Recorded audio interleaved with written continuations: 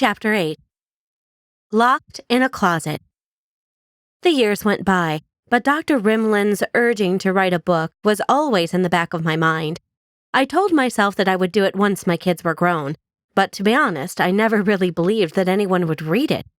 My urgency for the project grew considerably when I received a disturbing email from a dear friend. She wrote to tell me that her brother's son was recently diagnosed with autism. He lived in Paris, and they had seen some sort of specialist who told parents to lock the boy in a closet every day for several hours. I was shocked beyond words and furious. This practice was positively prehistoric. How could it still be going on? Then I realized that most, if not all, of the newest information on autism was published in English only. There were parents and even professionals around the world who were still living in the Middle Ages. Suddenly, I felt a deep sense of guilt and shame. Why had I waited so long to do anything? Who had suffered due to my procrastination? Writing a book would take too long, and this called for action now. I needed to let the world know that I had a solution. Before Facebook, there was A Small World.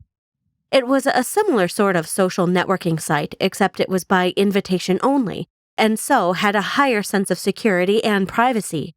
There were message boards where one could post information or comments that the entire community of several 100,000 people around the world would read.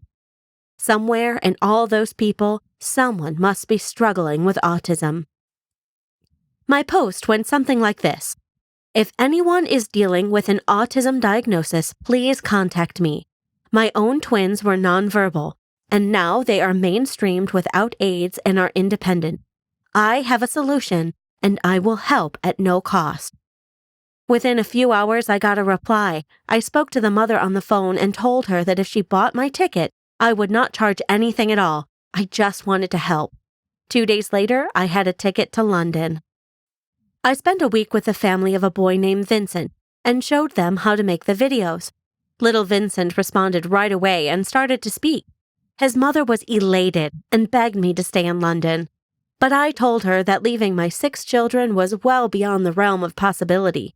I did, however, have a daughter who had grown up making these videos for her siblings and was just finishing college at 17 years old. So Matilda went to stay with Vincent and his family for 6 months, and through her videos, completely changed the course of his life.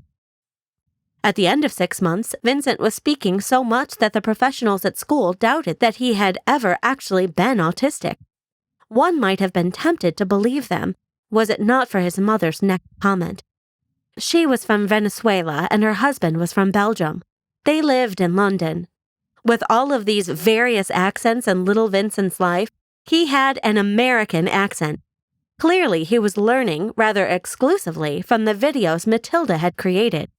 Over the years, we have found that although children do start out with an American accent when watching Gemini, they all switch to their parents' accents as soon as the family starts to use the new words they are learning.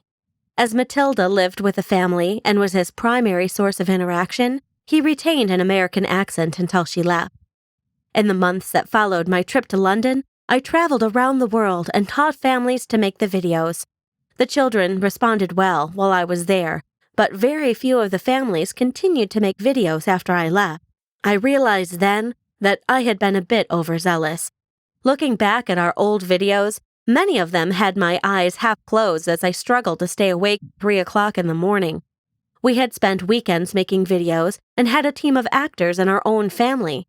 These other families didn't have older children to help and weren't going to spend all weekend or all night making videos. It was just too much to ask of the average person. There was only one solution. I had to make all the videos myself. To do this, we were going to need investment, and there was little to no hope of getting grants. Grants also took far too long to secure, even if they were possible to attain, and there were children and families who needed help now. My husband's boss at the time was a Swedish entrepreneur whose businesses were all named after constellations. I wanted to pitch him my idea of a video-based therapy program, and I hoped to pique his interest with a familiar name. Gemini is a constellation that also means twins in Latin. and even though he never did invest, the name stuck. We added the double I in the middle for John and Lucy. About that time, my husband and I were invited to a friend's 16th birthday on his animal preserve in South Africa. It was one of the most memorable weekends of our lives, a 4-day stay with 160 people, all dressed in out-of-Africa period costumes. We rode with zebras on horseback, went on hot air balloon rides over the savannah, and dined in gigantic tents lit by crystal chandeliers and silver candelabras.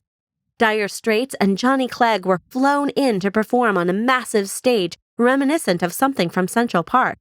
And I was pitching the heck out of Gemini to anyone and everyone who would listen.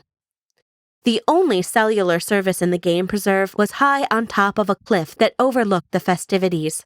A helicopter would take people up to the cliff to enjoy the incredible vistas. What they saw texting across their phones was even more incredible, but not in a good way. Most of these partygoers were in the financial world, and just then, the financial markets were crashing before their eyes. It was the beginning of the credit crash that inspired the movie The Big Short, and there was nothing any of us could do about it in the middle of the African wilderness. A dark comedy set over the party, as the guests seemed to decide, if this is my financial ruin, I might as well enjoy myself while I can. I had received a very positive reaction to Gemini at the party and had several offers to fund the project. 4 days later, no one wanted to spend even a dime on anything that wasn't food, clothing, and shelter. And many of them didn't even have a dime. The timing for Gemini couldn't have been worse. After several more trips to London with hopes of investment, I was coming up empty. The offers I did receive came from investors who insisted that I charge families over $500 per month, and I completely refused. Then an angel named Elizabeth Spade came to the rescue. Anyone whose child has been helped by Gemini needs to know this name. She is as much to thank for their child's progress as I am. Elizabeth had been in Africa at the event and had been following the progress of Gemini ever since. Her faith both in the project and in me personally led her to invest enough money to get Gemini off the ground with a proof-of-concept website and trial. It wasn't a lot of money, but it was a lot of money to her. There were any number of multimillionaires who could have invested in Gemini and wouldn't even have missed the funds. Of course, this is the way God works, isn't it? Sometimes I think God put me on that dog and pony show just to teach me how His will is accomplished, not with the gold of Solomon, but with the widow's mite.